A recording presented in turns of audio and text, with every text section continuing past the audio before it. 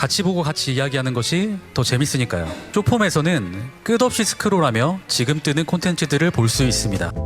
학부모들은 그동안 유튜브나 인스타그램에서 쇼폼을 보지 못하도록 아이를 지도해 왔는데 카톡에서 갑자기 무방비로 볼 수 있게 됐다며 황당하다는 반응입니다. 어른 아이 할 것 없이 금세 빠져들 정도로 쇼폼의 중독성 강력합니다. 여기는 중국 상하이의 한 동물원인데요. 2살 배기 침팬지가 정신없이 보고 있는 것, 관람객들이 틀어놓은 쇼폼 영상입니다. 동물원은 결국 관람객들이 영상을 보여주는 행위를 금지했는데요. 시력이 손상되고 사람과의 교감이 줄어 불안으로 이어질 수 있다는 이유를 들었습니다. 온라인 중독의 심각성이 커지며 옥스퍼드 대학 출판부는 2024년을 대표하는 단어로 뇌의 썩음을 꼽기도 했죠. 호주에서는 16살 미만이 SNS를 쓰면 업체에게 수백억 원의 과징금을 부과하도록 했습니다. 그러면 자녀들이 카톡에서 쇼폼을 안 보게 하려면 어떻게 하면 될까요? 일단 쇼폼 탭으로 들어가서 우상단에 있는 설정 톱니바퀴를 누른 뒤 미성년자 보호 조치를 선택하면 됩니다. 이 가족관계 증명서를 내야 하는 데다 해마다 갱신해야 하는 불편함이 있습니다. 자, 여러분은 하루에 몇 분 정도 유튜브를 보시나요? 내가 좋아하는 분야의 영상을 부담 없이 즐길 수 있어 어느새 우리의 일상이 된 유튜브. 하지만 즉각적이고 자극적인 영상으로 인한 부작용도 고려해야 하는데요. 유튜브의 명과 암을 김세 기자가 친절한 뉴스에서 전합니다. 유튜브가 세상에 나온 지 19년이 됐습니다. 그동안 유튜브는 지난해 광고 매출만 전 세계적으로 315억 달러를 넘는 세계 최대 동영상 공유 플랫폼으로 성장했습니다. 유튜브는 우리나라에서도 가장 많이 찾는 앱이기도 한데요. 지난달 월간 실사용자 수가 4,500만여 명으로 카카오톡을 제쳤습니다. 유튜브는 이제 우리의 일상이 됐습니다. 유튜브를 얼마나 보는지 물었습니다. 학원 끝날 때 30분, 40분 공부 많이 해서 머리 식히려고. 기본 2시간에서 많으면 3시간 정도. 양도 되게 많아서 볼 게 엄청 많고. 알고리즘에 따라 좋아하는 분야 영상만 볼 수도 있고 짧게 부담 없이 즐길 수 있다 보니 전 연령층에서 시청 시간이 늘고 있습니다. 설거지하고 일할 때 자기가 좋아하는 거, 이런 좀 자기 성향에 맞는 거를 골라서 볼 수 있으니까 재미있으니까 그 시간대에 있으니까 유튜브는 항상 볼 수 있고. 일부 자극적이고 폭력적인 콘텐츠는 문제로 지적됩니다. 하지만 유튜브는 방송이 아니다 보니 국내에서는 별다른 제재 수단이 없습니다. 국내법으로 압박하는 수밖에 뭐가 더 있겠어요? 유튜브법이나 이런 것들에 대해서 빨리 모여서 얘기해야 된다고 생각하고. 지난 5년 동안 방송통신심의위원회가 시정 요구 조치한 유튜브 콘텐츠는 11,975건에 달합니다. 요즘엔 쇼폼이라는 15초에서 1분 남짓한 짧은 영상이 인기입니다. 한 조사 결과 4명 가운데 3명이 쇼폼을 보고 있고 시청 시간이 늘고 있다고 답한 경우도 응답자의 30%에 이르렀습니다. 그런데 이 쇼폼에 대한 우려의 목소리도 나오고 있습니다. 쇼폼 시청은 뇌에 영향을 미칩니다.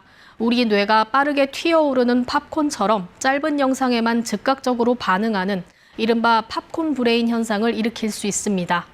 짧은 동영상에 길들여지면 긴 영상 보기가 힘들어 다시 쇼폼만 찾는 악순환에 빠지는 겁니다. 짧은 동영상들이 이 뇌 보상 중추를 아주 강하게 자극하다 보니까 실제 현실 세계에서 느끼는 다양한 즐거움들, 별로 즐겁지 않게 느껴지는 겁니다. 잠들기 전 등 뇌가 온전히 쉬어야 할 시간에 쇼폼을 보는 것도 문제입니다. 특히 젊은 세대는 집중력과 학습 능력이 떨어질 수 있습니다. 뇌가 쉬지 못하고 과부하가 걸린 상태가 계속 하루 종일 지속되게 되면은 외부에서 어떤 학습을 하거나 집중을 기울여야 되는 그런 과제들이 나타났을 때 뇌가 충분한 능력을 기울이지 못하는 거죠. 전문가들은 쇼폼에 빠지지 않으려면 신체 활동 등 현실에서 즐거움을 찾고 쇼폼을 보더라도 시간을 미리 정해놓고 즐겨야 부작용을 줄일 수 있다고 권고합니다. KBS 뉴스 김세희입니다. 뭐가 문제야 say something 몇 년 전 나도 모르게 흥얼거리던 지코의 아무 노래 챌린지입니다. 중독성 강한 리듬, 누구나 쉽게 따라할 수 있는 동작, 여기에 인기 요인이 하나 더 있었습니다. 길이가 1분을 넘지 않는 짧은 영상, 이른바 숏폼이란 점이었습니다. ITC가 틱 찍으면은 조회수가 그냥 몇백만 뷰씩을 기본적으로 또 깔고 가는 그런 대형 스타기 때문에. 최근 또 한 명의 숏폼 스타가 등장했습니다. 익살스러운 표정이 트레이드마크인 아이키씨입니다. 키가 아이만큼 작다고 해서 갖게 된 예명이라는데요. 60초 남짓한 짧은 동영상으로 댄스계의 작은 거인으로 우뚝 섰습니다. 바야흐로 숏폼의 시대, 콘텐츠 길이가 15초에서 60초에 불과한 짧은 영상이 대세인 시대가 됐습니다.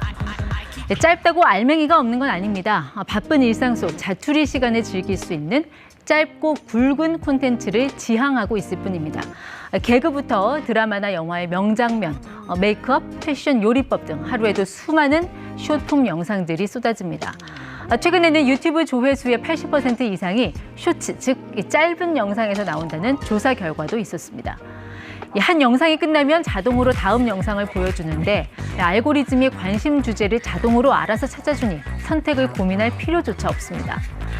딱 1분만 보려 했는데 정신 차려보면 1시간이 지나 있다는 푸념처럼 숏폼 영상은 시간 도둑이 되기 십상입니다. 뿐만 아니라 짧은 시간 안에 주목도와 조회수를 끌려다 보니 폭력적이거나 자극적이 되기도 쉽습니다.